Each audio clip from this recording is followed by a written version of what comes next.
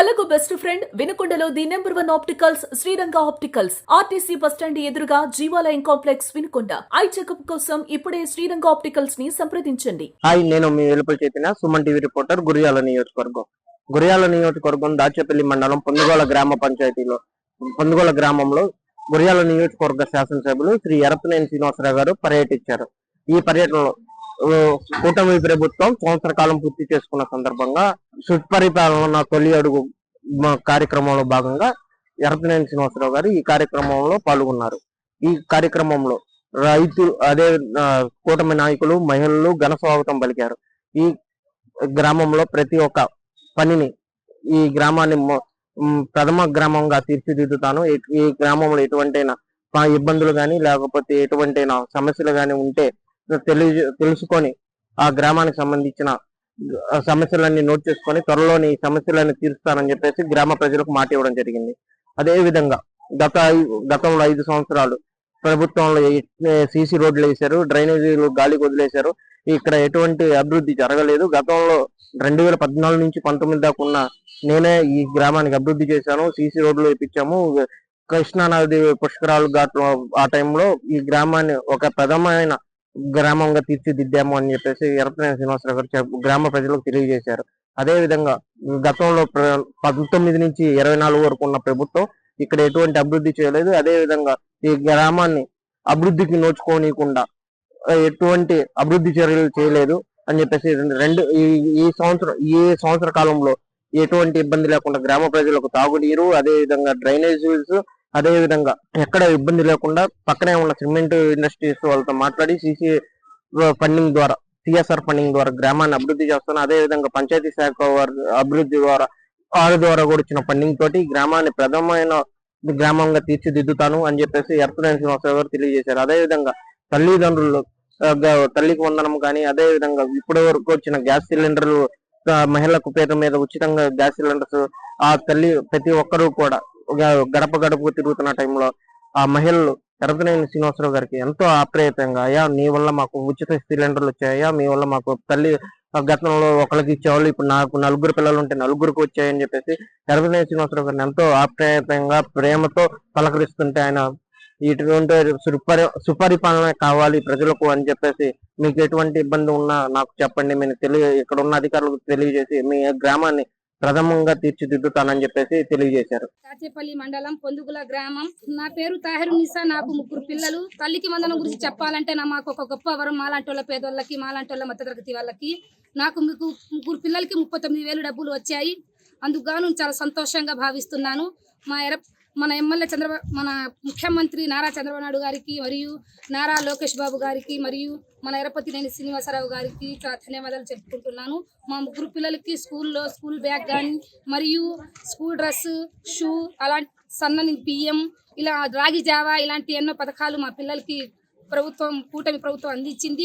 అందుకు గాను నా పిల్లలు, నేను, మాలాంటి వాళ్ళు మధ్యతరగతి వాళ్ళు, నాలాంటి వాళ్ళు పేదలు ఎల్లప్పుడూ మన చంద్రబాబు నాయుడు గారికి రుణపడి ఉంటామని చెప్పేసి నేను తెలియజేస్తున్నాను.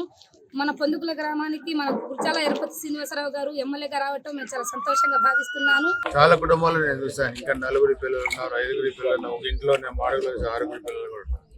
సో ఇంట్లో ఎంతమంది పిల్లలు ఉంటే అంతమంది పిల్లలకి మన ప్రభుత్వం, ఎన్డీఏ ప్రభుత్వం తల్లికి వందనం కార్యక్రమంలో అందరికీ పిల్లలు చదువుకొని ఉజ్వలమైన భవిష్యత్తు సంపాదించుకోవడానికి ఈ మధ్యతరగతి కుటుంబాలకి ఆర్థికమైన వెసులుబాటు కల్పించింది చంద్రబాబు నాయుడు గారి ప్రభుత్వం.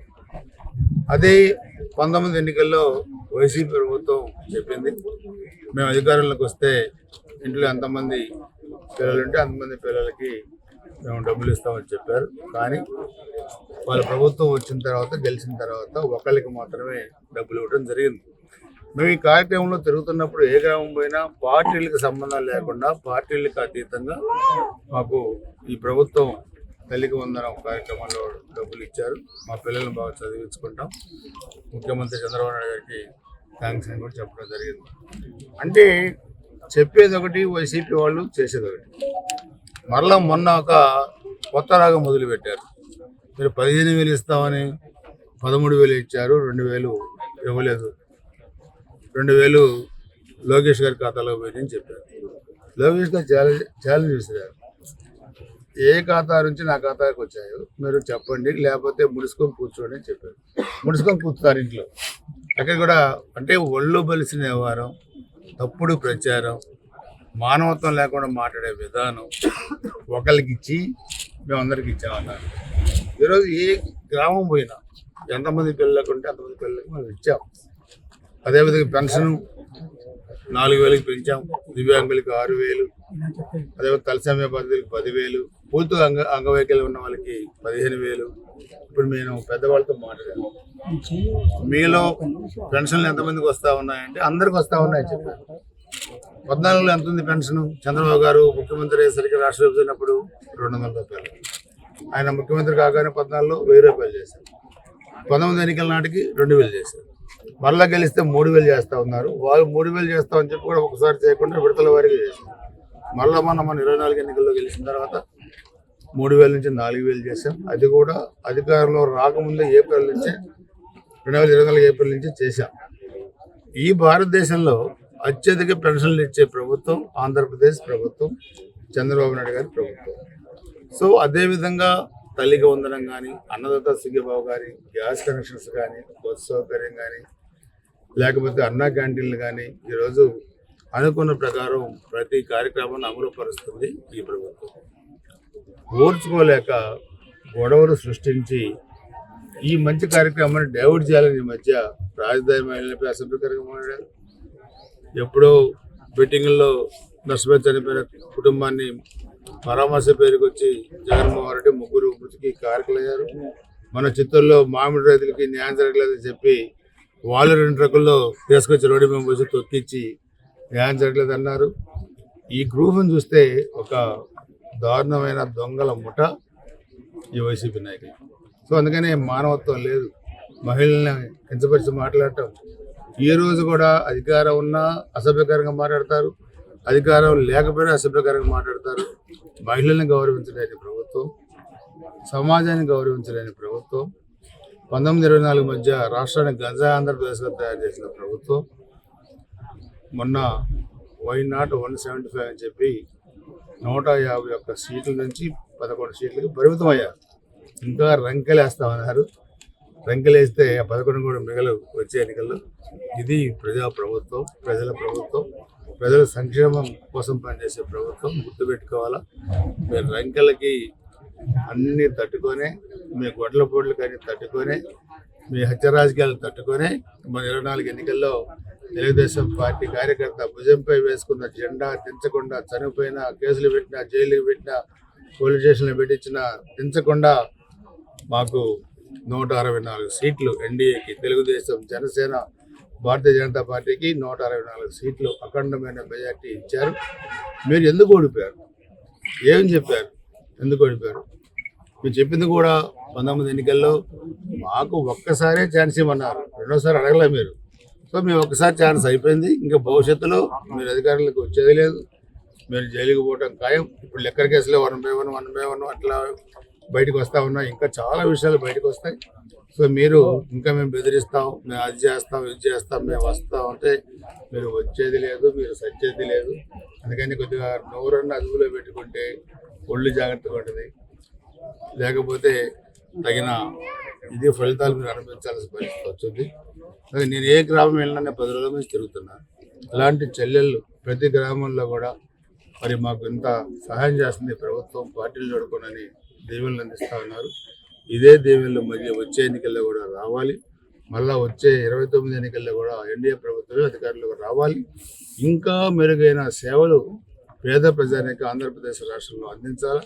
గురజాల నియోజకవర్గంలో కూడా 14-19 మధ్య జరిగిన అభివృద్ధి కార్యక్రమాలు తప్పితే 19-24 మధ్య అరాచకాలు, హత్య రాజకీయాలు, మర్డర్లు, మానభంగాలు, దోపిడీలు, భూ ఆక్రమణలు ఎన్ని కూడా జరిగినాయి, అన్ని కూడా వెలికి తీస్తాం. సో 14-19 మధ్య జరిగిన అభివృద్ధి కన్నా ఇంకా ఎక్కువగా ఈ పొందుగుల గ్రామం మనం చూస్తే ఒక 2013 సెప్టెంబర్ 1లో చంద్రబాబు నాయుడు గారు రాష్ట్ర విభజన టైంలో ఆత్మగౌరవ యాత్రలో ఈ గ్రామం రిసీవ్ చేసుకొని, ఆ రోజు రాష్ట్రంలో చాలా క్లిష్టమైన పరిస్థితులు ఉన్నప్పుడు అందరూ ఎక్కడ పెట్టాలంటే ఆ రోజు మనం పల్నాడు ప్రాంతం నుంచి, దుర్గాల నియోజకవర్గం నుంచి ఈ ఆత్మగౌరవ యాత్రని స్టార్ట్ చేయాలని చెప్పినప్పుడు ఈ పొందుగల గ్రామం ఆ రోజు దాదాపు 1,00,000 మందితోని చంద్రబాబు నాయుడు గారికి మొత్తం జిల్లా వ్యాప్తంగా మా నియోజకవర్గ వ్యాప్తంగా కూడా వచ్చి 1,00,000 మందికి 1,00,000 మందికి స్వాగతం పలికి ఆ రోజు మనం 2014లో తెలుగుదేశం పార్టీ అధికారాలకు రావడానికి నాంది పొందుగల గ్రామం అని చెప్పి కూడా మీ అందరికీ కూడా తెలియజేస్తా ఉన్నాను. అది మన చంద్రబాబు నాయుడు గారు కూడా మన టీడీఎల్పీ మీటింగ్లో 3 నెలల క్రితం చెప్పారు.